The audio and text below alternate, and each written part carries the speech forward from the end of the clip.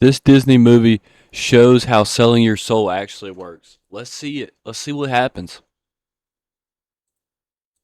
Costs to be a star athlete. In HE double hockey sticks, a rising hockey player is offered an ultimate deal that would grant them everything he has ever dreamed of. He is promised a championship, massive fame, and superstar status. But this deal wasn't with the league, it was with the man downstairs. When you look closely at the themes in this movie, it's almost hard to believe it aired on Disney Channel. Today, See, like this movie wouldn't be weird unless, but it's coming from Disney, bro. It's like Disney's always in some creepy shit. exactly what HE double hockey sticks was showing us about the hidden price of stardom.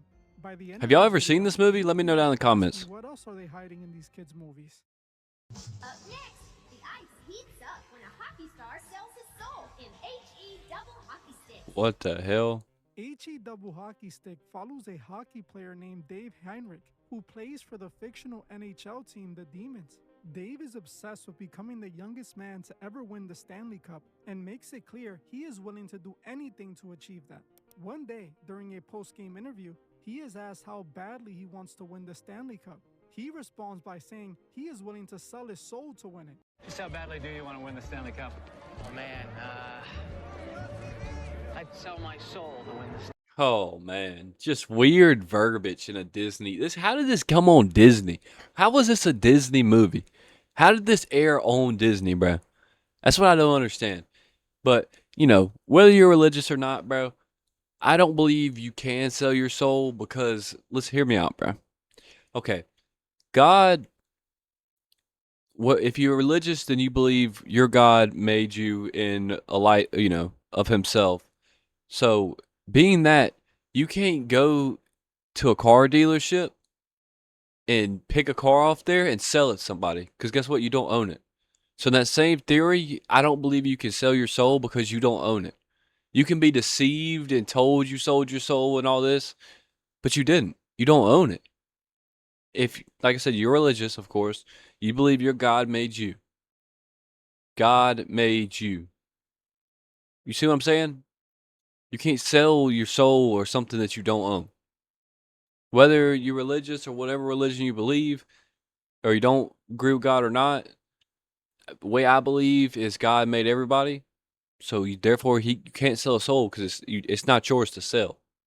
You know what I'm saying? That's a decision God makes, whether you go up or down. You know what I mean? At that moment, a mistake. And without that getting out of context, of course, what your decisions are. A stranger named Griffin approaches him, taking note of his desperation. Sell my soul. Can I quote you on that? We get back to the soul thing. How bad will you sell your soul and at what price, Dave? Griffin was sent to the surface by the head of the underworld, Miss Beelzebub, with the mission of getting Dave to sign the ultimate deal. This movie shows us exactly how that deal looks. For instance, they demonstrate the power of the tongue. When David is doing the interview and tells the interviewer he is willing to sell his soul to win the Stanley Cup, he immediately invites Griffin to tempt him. He quite literally spoke it into existence, and that's how the evil was allowed to come in. This is why you should always be careful what you wish for. Later, after a game, Griffin approaches Dave for a second time to finally reveal who he really is and make his ultimate offer. He promises Dave the Stanley Cup trophy, but at a seriously dark price. He wants his soul in exchange.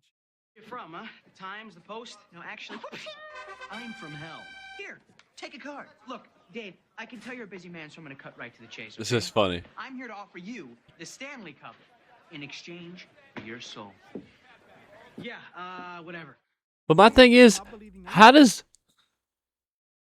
does Buddy right here not hear any of this? If somebody was talking like that near me, I'd be like, huh? How does Buddy right here not hear any of this? Cut right to the chase, okay? For the next 30 minutes of the movie, we watch Dave being tempted by Griffin. In order to get Dave to sign, he literally starts sabotaging his games and making him lose on purpose. He even appears in his apartment and shows him a vision of his future if he doesn't make the deal, showing him as a washed-up has-been who never won the Stanley Cup. That's But horribly Dave edited, by the was way. resilient.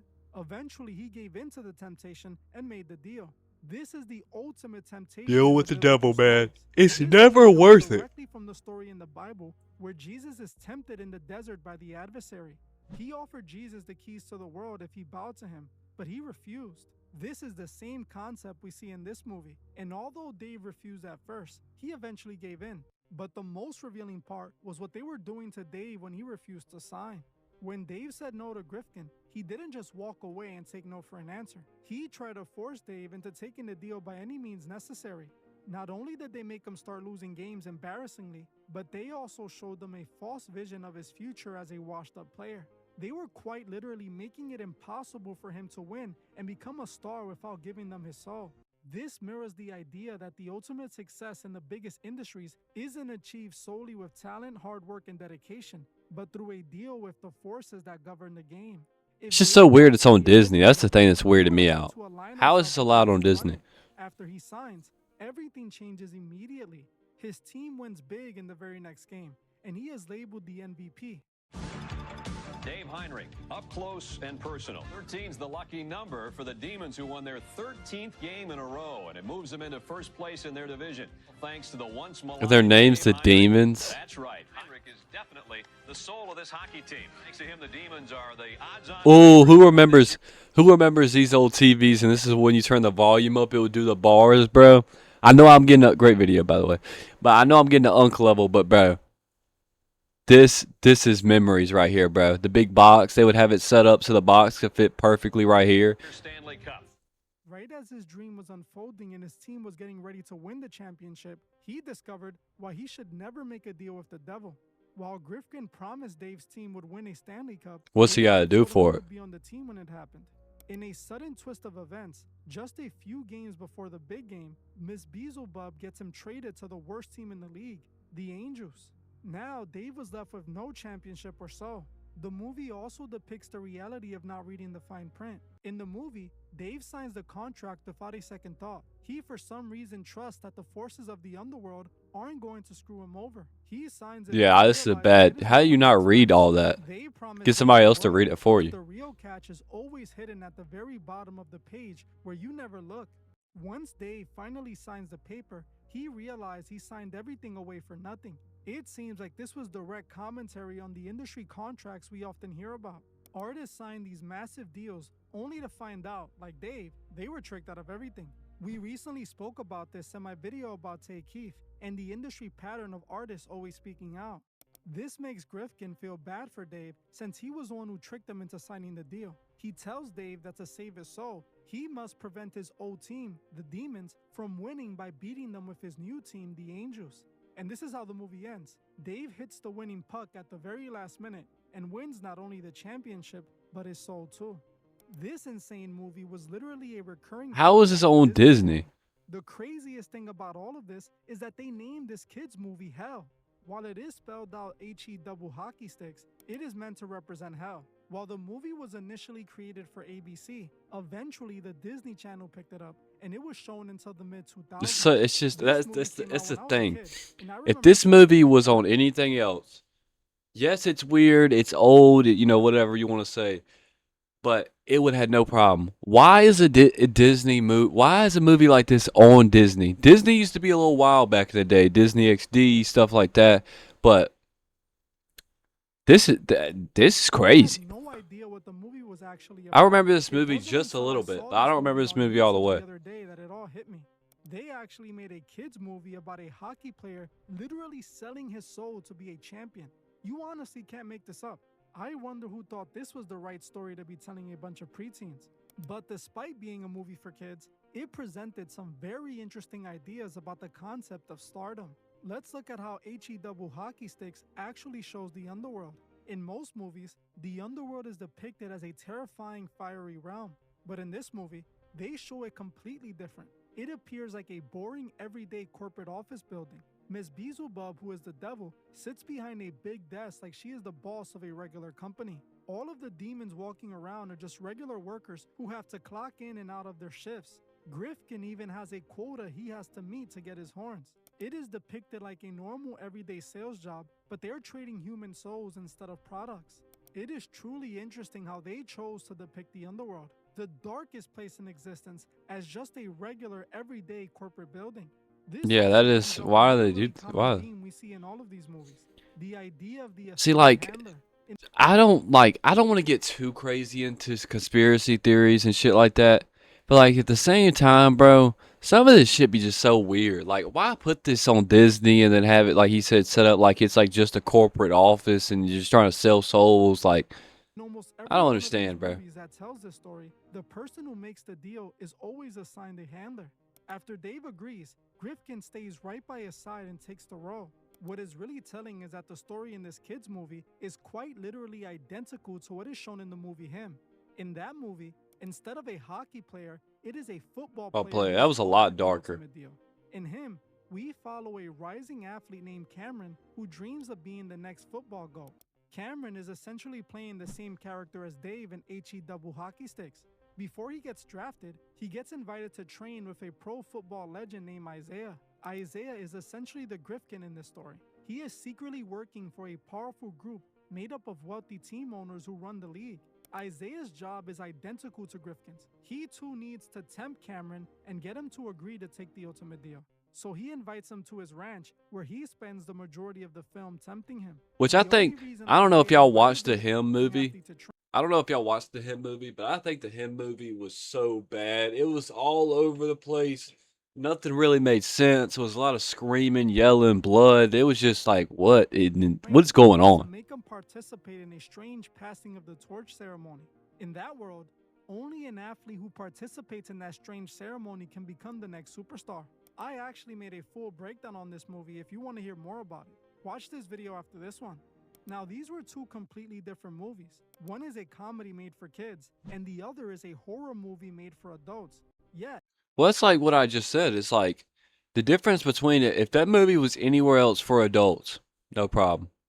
But why are you as Disney at that time, the 2000s, one of the most watched things other than like Nickelodeon for kids, showing a show like that? And Nickelodeon has its own shit too. It's like, why put stuff like this in they kids both shows? showed us the same price for success. It is crazy to think that the kids in the 2000s were watching this movie without giving it a second thought. They really had some dark, mature themes in some of these DCOM movies. You would expect to find this story in an episode of The Twilight Zone, not a family-friendly comedy flick. This wasn't the first time Disney did a bit too much in one of their movies. I remember they had a movie called Don't Look Under the Bed that terrified me as a kid. The movie was about a teenage girl who is being terrorized by the boogeyman who lives under her bed. The movie was so scary Yeah, that's that hordes of horrifying. parents complained after their child was afraid to go to sleep at night. Eventually, so many complaints came in that Disney was forced to stop showing the movie around 2006. While we're talking about movies that were a little bit too much for kids, we also need to talk about Little Monsters. I which remember again Little features Monsters. a story about monsters sleeping under the beds of children. This time, the monsters are trying to lure the kids to the underworld so they can trap their soul forever. I do remember this Parents movie. in the That 90s was wondered super why their weird. child didn't want to sleep by themselves at night. They were literally watching movies about monsters who lured them into the underworld. I wouldn't be able to sleep either. Again, it brings us back to how little thought we give these movies. That was a super Most of weird the time, movie. Parents just trust these companies to provide safe content for children. But honestly, this might be a good indicator that you should start watching these movies firsthand before allowing your child to see them. Just because it was released by a safe children's media company doesn't mean all these It's all films are truly children. safe. Yeah. While it was a That's the good weird part comedy about it. movie, the It's like story it is it's telling like these people go out of their way, and this is probably where we're gonna end off the video. Because Debra made a great video. I'll leave the link and all that down in the description below. But it's like, what are we doing, bro? It's like, what are we doing, dude? It's like it's a kids show, it's a kids platform, and we're showing selling our soul. And there's a lot of other shit Disney's done put in there and throw in there. Same with Nickelodeon was real bad with it, with the whole dance situation. So like it's just weirdos, bro. It makes no sense to me. I don't understand, bro. Keep the children stuff to children stuff. Keep the adult stuff in the adult films, movies, and shows, bro. It should be that simple. But it's been your boy Nick, and until the next video, I'll see y'all. Let me know how y'all feel about this down in the comments per usual. And I'm out, man.